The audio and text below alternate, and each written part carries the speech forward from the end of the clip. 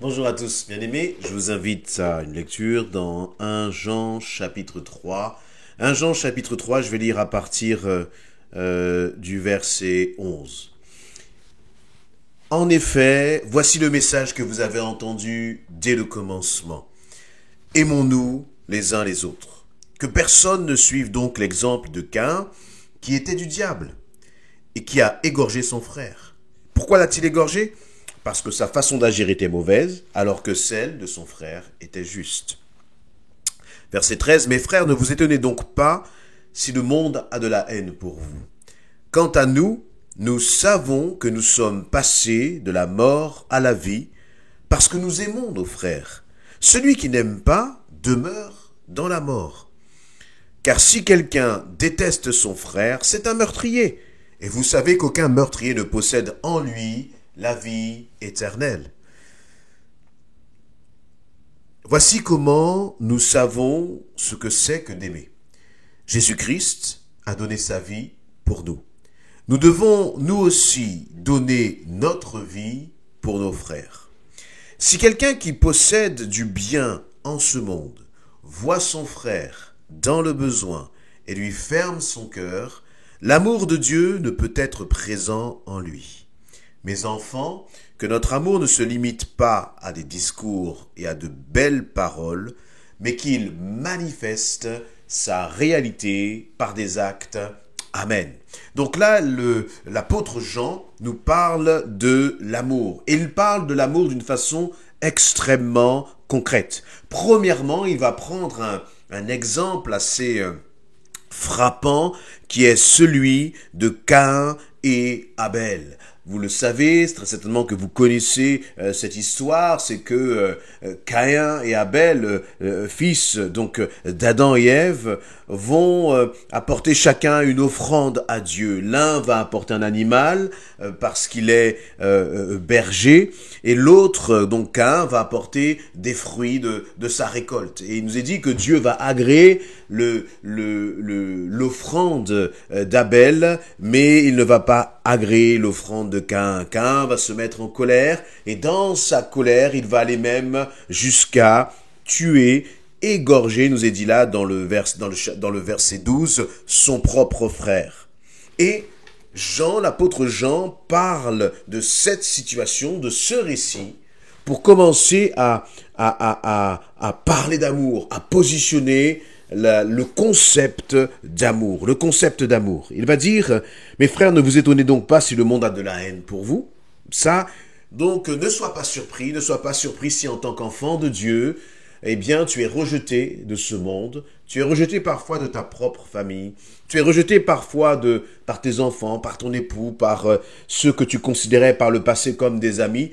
Ne sois pas surpris. Ce n'est pas quelque chose de systématique, mais ne sois pas surpris d'être rejeté. En fait, c'est Christ en toi qui est rejeté. Parce que lorsque l'on est enfant de Dieu, on manifeste une conduite à la gloire de Dieu. Une conduite saine, une conduite qui glorifie Dieu. Et à travers notre conduite, je crois que notre conduite, elle doit interpeller justement les autres. Si ta conduite ne fait pas de différence pour les autres, si ta conduite n'interpelle pas, ta façon de te comporter n'interpelle pas l'autre, c'est que tu es comme les autres. Alors qu'en étant enfant de Dieu, on doit se comporter différemment. Et et cette différence, elle ne se marque pas, elle ne se manifeste pas lorsque tout va bien, mais elle se manifeste très souvent, par exemple, dans les conflits. Lorsque quelqu'un va être en conflit avec toi, lorsque quelqu'un peut-être va te faire une remarque déplacée, va avoir une attitude à ton égard qui est injuste, c'est dans ces moments-là que tu vas pouvoir manifester ton identité en Christ et qui tu es en Christ. Et ce sont dans ces moments-là notamment que tu vas pouvoir manifester l'amour de Christ. Et d'ailleurs, Jean va mettre en garde. Et il va mettre en garde parce qu'il va dire, mes frères, ne vous étonnez donc pas si le monde a de la haine pour vous. Quant à nous, nous savons que nous sommes passés de la mort à la vie parce que nous aimons nos frères. C'est intéressant. Il va dire, en fait, tu sais au final que tu es passé de la mort à la vie. Tu sais que tu es une nouvelle créature en Christ Non pas au nombre de fois où que tu vas prier, non pas au nombre de fois où tu vas aller à l'église, non pas au nombre de fois où tu vas lire ta Bible, non, pas tout cela, mais tu vas savoir réellement que tu es passé de la mort à la vie, que tu es devenu enfant de Dieu en fonction de ta capacité, de ta façon d'aimer l'autre. Et il va aller un peu plus loin, il va dire aimer, ça se manifeste en actes.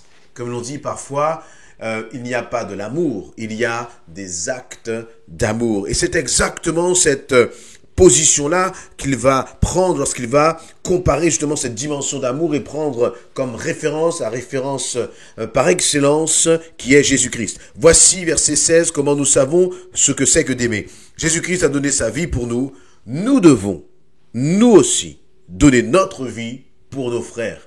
Il y a un nous devons, c'est un devoir. En tant qu'enfant de Dieu, aimer l'autre. Ce n'est pas un sentiment, ce n'est pas en fonction de nos émotions, ce n'est pas en fonction de nos relations, mais c'est au contraire le fait que nous allons aimer qui va nous permettre de développer des relations saines avec les autres. Pas aimer en fonction des affinités que l'on peut avoir. On peut avoir des affinités différentes avec les uns ou les autres, avec des frères et des sœurs en Christ, selon leur propre caractère, selon peut-être les loisirs que l'on aime partager. Ça, c'est une chose. Avoir des affinités, c'est une chose. Mais ce n'est pas le fait d'avoir des affinités avec l'un et l'autre qui manifeste que nous sommes enfants de Dieu. Parce qu'au final, ça, ce sont des préférences qui sont naturelles, charnelles, classiques. Ce n'est pas qu'elles sont mauvaises, mais ce n'est pas cela qui reflète notre identité en tant qu'enfant de Dieu. Ce qui va refléter ton identité en tant qu'enfant de Dieu, c'est réellement cet amour qui se manifeste par les actes. Et donc, au verset 17, Jean va dire, si quelqu'un possède du bien en ce monde et voit son frère dans le besoin, et qui lui ferme son cœur, l'amour de Dieu ne peut être présent en lui. Et Jean est radical, il est extrêmement clair et sans compromis dans sa façon de penser. Si tu as un morceau de pain et que tu dis aimer ton frère ou ta sœur, même celui avec qui tu t'es disputé, eh bien tu dois partager ce pain avec lui parce que tu sais qu'il est dans le besoin. Et d'ailleurs, c'est ce que nous manifestons lorsque nous partageons la Sainte Seine, lorsque nous prenons ce pain et que nous le partageons, nous faisons partie du même corps. Or, le bras gauche ne peut pas être en colère contre le bras droit, sinon cela n'ira plus.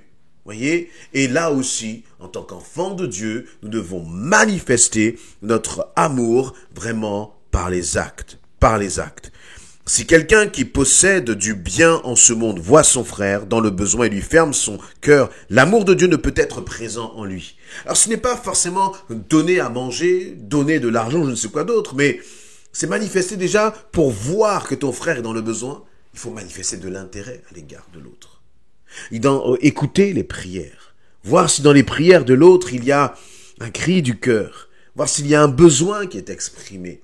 Et donc, lorsque tu entends un besoin, c'est bon de prier. Mais je crois que c'est bon aussi d'aider concrètement. Alors, soyons aussi sages. N'aidons pas simplement parce que notre chair nous dit de le faire, parce qu'il y a plusieurs façons d'aider. Et trouver la bonne façon d'aider relève là de la sagesse du Saint-Esprit. Par exemple, un frère, une sœur qui est dans un besoin, mais qui au final gère mal son argent, est-ce que ce serait sage de lui donner encore de l'argent pour qu'il le gaspille? Ou ne serait-il pas préférable de peut-être se poser avec ce frère, cette sœur, et peut-être lui donner des conseils sur la façon de gérer l'argent, afin qu'il ne retombe pas dans les mêmes travers? Et on voit donc que dans cette façon d'aimer, on peut aussi aimer avec nos sentiments et par sentimentalisme et poser des actes, mais uniquement par sentimentalisme. Mais je crois que nous devons le faire par obéissance et par obéissance au Saint-Esprit. Seigneur, je veux aider. Je m'entends pas bien avec ce frère ou avec cette sœur. Et d'ailleurs, la dernière fois, elle m'a mal parlé, mais Seigneur, je veux manifester de l'amour. Montre-moi comment faire. Montre-moi comment faire. Et je crois que lorsque l'on fait cela, lorsqu'on pose ces actes-là, celui qui va grandir le plus, bien sûr celui qui va recevoir l'aide, il va être béni, mais celui qui va grandir encore plus, c'est celui qui va poser un acte, même contre ses propres sentiments, même contre sa propre chair qui n'avait pas envie de le faire, mais parce que tu te seras soumis au Seigneur, alors tu vas être béni. Parce que tu te seras soumis au Seigneur, ton cœur va être réjoui, parce que tu sauras que tu as été agréable au Seigneur dans cet acte que tu auras posé. Il dit, si quelqu'un qui possède du bien en ce monde, donc voit son frère dans le besoin et lui ferme son cœur, l'amour de Dieu ne peut être présent en lui. Et donc le Seigneur dit aussi qu'à travers cela, il t'a donné des dons, des talents, des compétences. Eh bien, c'est pour les mettre à disposition de ceux à qui ça peut bénir. Que sais-tu faire ? Quelle compétence as-tu? Quelle expertise as-tu? Qu'est-ce que tu peux faire qui peut bénir les autres? Et là, je crois que là, parce que il parle du frère, il parle de la sœur, donc il parle de la communion dans l'église, Voyez, on peut aider les autres à l'extérieur et c'est une bonne chose, cela glorifie le Seigneur, mais je crois que nous devons aussi apprendre à manifester déjà l'amour entre enfants de Dieu. Et lorsque l'on dit entre enfants de Dieu, c'est avec tous les enfants de Dieu. Pas seulement, encore une fois, celui avec qui tu t'entends, mais avec tous les enfants de Dieu. Et de se poser la question, mais Seigneur, comment je peux bénir l'autre? Parce que c'est en agissant, en posant des actes, que je montre que j'aime l'autre. On ne peut pas aimer Dieu si on n'aime pas l'autre. Sinon, il y a un problème dans l'équation. Et on ne peut pas aimer l'autre si on ne manifeste pas concrètement des actes qui démontrent que justement nous aimons. Mes enfants, et verset 18, il va conclure avec cela, je vais conclure avec cela. Mes enfants, que notre amour ne se limite pas à des discours et à de belles paroles, mais qu'il manifeste sa réalité par des actes. Es-tu prêt à passer du temps pour les autres, à passer du temps avec les autres? Es-tu prêt à visiter, à encourager et à bénir? Et je crois que si l'Église se mobilise dans ce sens-là, quelqu'un qui est étranger à l'église et qui entrera justement dans ce lieu de communion, de communauté, de vie, de manifestation de l'amour, il sera touché parce qu'il sentira qu'il y a quelque chose de spécial dans ce rassemblement de frères et de sœurs. Nous pouvons nous rassembler dans l'indifférence la plus totale, mais nous pouvons aussi décider de partager nos sujets, de partager nos peines et de nous encourager d'une façon pratique en nous soutenant les uns les autres, en nous bénissant les uns les autres, en posant des actes dans lesquels on se dit « Seigneur, je crois qu'en faisant cela, je vais réjouir le cœur de mon frère, le cœur de ma sœur